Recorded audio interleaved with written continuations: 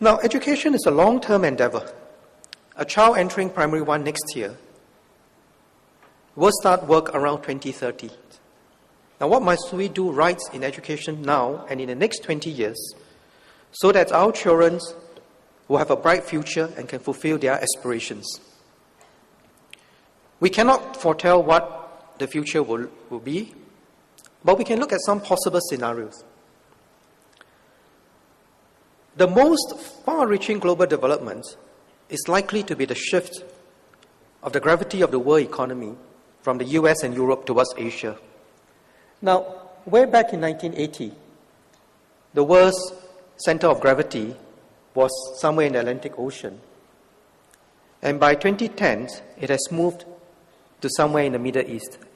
And this chart basically weights the GDP of different countries to find where that center is. And guess where it will go by 2030? By 2030, in 20 years, it's likely to move somewhere near Tibet.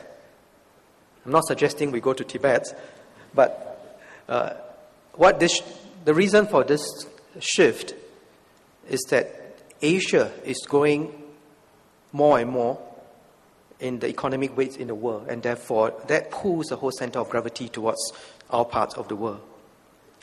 Now, China and India will be significant players and will open up many opportunities for us, whether it is in the rise of the consumer class or in many other areas.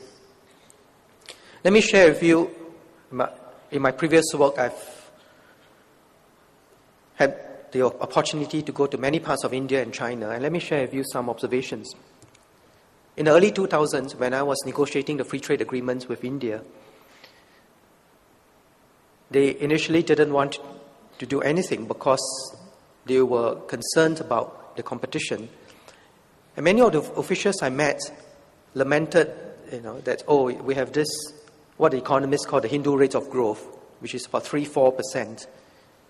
And they said it's not enough for a country where the population is growing so quickly.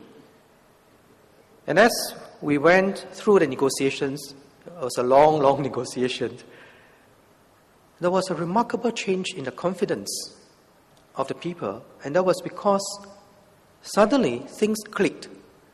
And for the last few years, they've been enjoying 8-9% growth. Still not enough. And recently, I met one of the very senior advisors who asked if they could collaborate with us to implement our system of ITE and polytechnic education. They want to know how have we been producing that skilled technical manpower that is so nicely aligned to the economy. Last year, I spent a few weeks visiting villages and cities in the western part of China to understand what is going on and what are some of the changes that will affect the world and that will affect us. And some of the changes are taking right in the villages because there is a very major program to bring the farmers onto the secondary cities and to bring the secondary cities to a high level of manufacturing capability, and then to allow the coastal cities to innovate and to compete on the basis of knowledge, innovation, and scientific breakthroughs. It's a very comprehensive plan. You can read it in the 5-year plan. I was invited by 3 universities to speak to their students. This was in the West. And in one of the universities, it was on the eve of May Day, and traditionally students leave at 12 noon to go home and celebrate the May Day celebrations. So I could only make it at 3:30, and I said, but the president said, no, can you come a little earlier because our students will all have left. I said, it doesn't matter, even if it's a small group, I'm happy to do it. And when I arrived at 3:30, to my great surprise, the lecture theatre that could take only about 300 students was overflowing with about 400 students. And they were all sitting on the steps, on the aisles, standing all over. And I spoke about the global financial crisis and what were the causes, what we could do, and so on. And I was astonished at the questions that they asked. This was in the western part of China. They had the most sophisticated understanding of the financial crisis. They asked very penetrating questions, and one of them said, Mr. Heng, I think you contradicted yourself because you said this a year ago in Shanghai. And I said, how did you know that I spoke in Shanghai?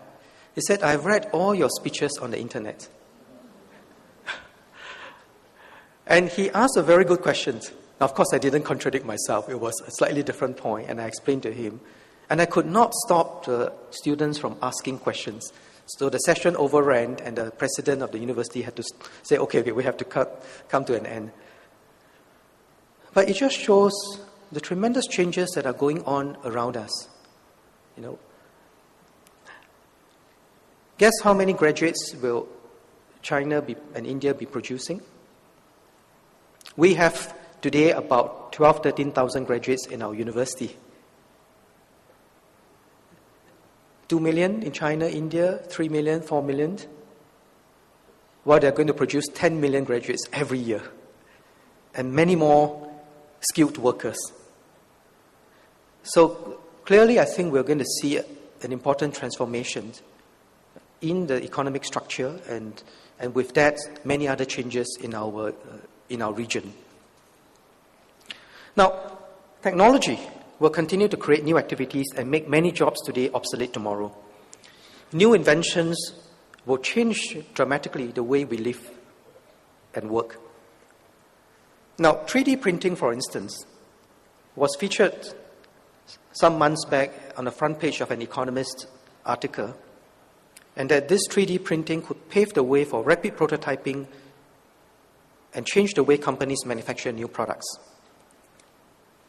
In this 3D printing, essentially, instead of laboriously doing all the precision engineering to fit together the various parts, you have a CAD/CAM program that can cut through various materials and produce, whether it's a table, chair, or something more sophisticated, computer.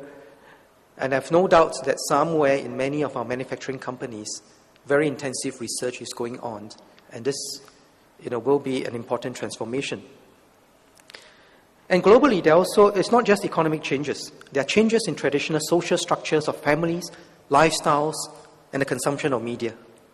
And advancements in ICT, while enabling new sectors in the economy, may also fragment society in many new and unpredictable ways.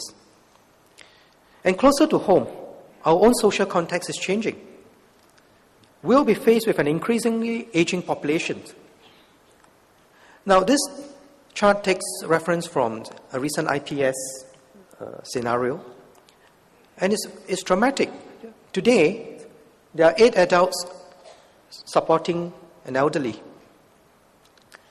By 2030, when many of us in this room will be about 70, there are only 3.2 adults supporting us. Now think about our children, and that's how 3 of them, it used to be 8-1, and now it's going to be 3.2-1. It's quite a major change in 20 years. So, what do we do with this? And at the same time, aspirations will continue to change as Singaporeans become more developed and parents become more educated. Parents will want their children to do better than themselves. More will also want a greater sense of purpose and fulfillment in life. Now, these are good things. These are positive energies that we must harness. But we must also understand the context in which we can realize these dreams. And so let's look at one possible scenario if we fail to meet these challenges.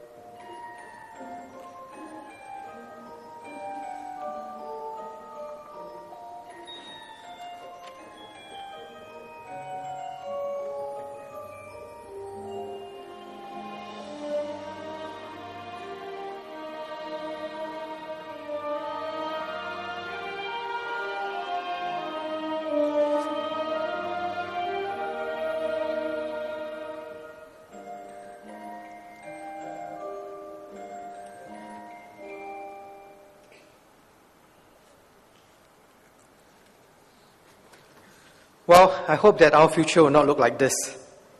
But we have to recognize that we will be faced with threats and shocks that will test our resolve, our cohesiveness, and our sense of belonging in an uncertain world.